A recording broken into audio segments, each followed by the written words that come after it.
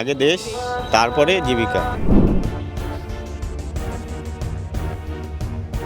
না, সীমান্ত বন্ধ করে এটা আমরা চাই না কখনো। হাসিনা সরকার যখন ছিল তখন লোকজনের চাপও বেশি ছিল, প্যাসেঞ্জারের চাপও বেশি ছিল।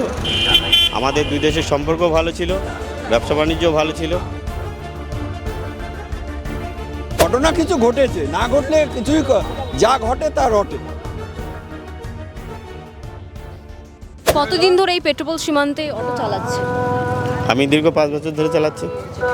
যদি সাময়িক হোক কিংবা বন্ধ করে দেওয়া হয় এই সীমান্তবর্তী এলাকাতে, তাহলে আপনাদের তো অনেকটা জীবিকাতে ভোগান্তিতে জীবিকা লস হলেও করার কিছু নেই, আগে দেশ, তারপরে জীবিকা। কাজ এখানে থাকবে না, কাজ অন্য জায়গায় করতে পারবো, অন্য জায়গায় কাজ করেও খেতে পারবো। কিন্তু দেশ যদি না থাকে, দেশে যদি অশান্তি সৃষ্টি হয়, তাহলে কাজ তো আর সেরকম কাজ করে খাওয়াই মুশকিল হবে। অর্থাৎ দেশ আগে, কাজ পরে, কাজ পরে হোক। কতটা পরিবর্তন হয়েছে মানে হাসিনা সরকার যখন ছিলেন আর বর্তমান পরিস্থিতির মধ্যে? হাসিনা সরকার যখন ছিল তখন লোকজনের চাপও বেশি ছিল, প্যাসেঞ্জারের চাপও বেশি ছিল। আমাদের দুই দেশের সম্পর্ক ভালো ছিল, ব্যবসা বাণিজ্য ভালো ছিল, সবারই, প্রত্যেকটা লোকেরই। তো এখানে এখন ইউনিট সরকার এসে আমাদের ব্যবসা বাণিজ্য পুরোটাই একদম নেই বলতে গেলেই চলে। আপনার 80% ব্যবসা নেই, প্যাসেঞ্জার মানে এখন পেশেন্ট পার্টিও আসছে না।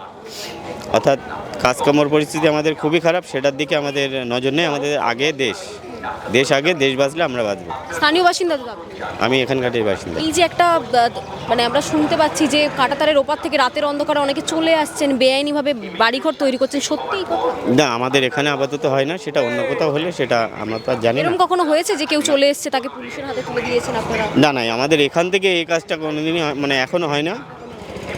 আমরা এই নিয়ে এটা আমার জানার বাইরে, এবার অন্য কোথাও হলে সেটা আলাদা। যদি এই সীমান্তবর্তী পেট্রোপোল সীমান্ত বন্ধ করে দেওয়া হয়, ব্যবসায় ক্ষতি পড়বে তো? হ্যাঁ, সবারই ক্ষতি পড়ে, শুধু আমাদের না। এখানে যত দোকানপাট, কুলি মজদুর যা আছে, যা সমস্ত পরিবহন আছে, সবই ক্ষতি করে। জীবিকার উপর প্রভাব পড়বে, তারপরেও কি চাইছেন যে সীমান্ত বন্ধ করে দেওয়া হোক? না, সীমান্ত বন্ধ করে এটা আমরা চাই না কখনো, যে সীমান্ত বন্ধ হোক।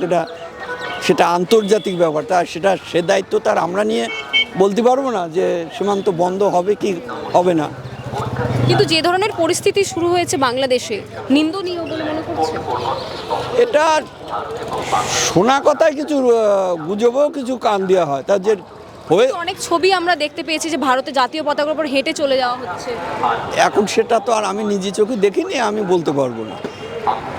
তবে এই যে রটানো হচ্ছে বাংলাদেশে যে পরিস্থিতি, অনেকগুলো গুজব রয়েছে বলে মনে করছেন তার মধ্যে?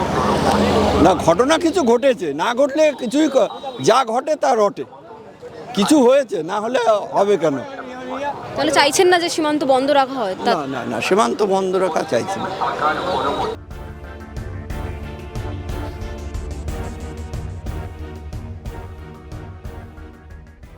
বাংলা হান্টের আরও খবর দেখতে নজর রাখুন। বাংলা খবর মানেই বাংলা হান্ট।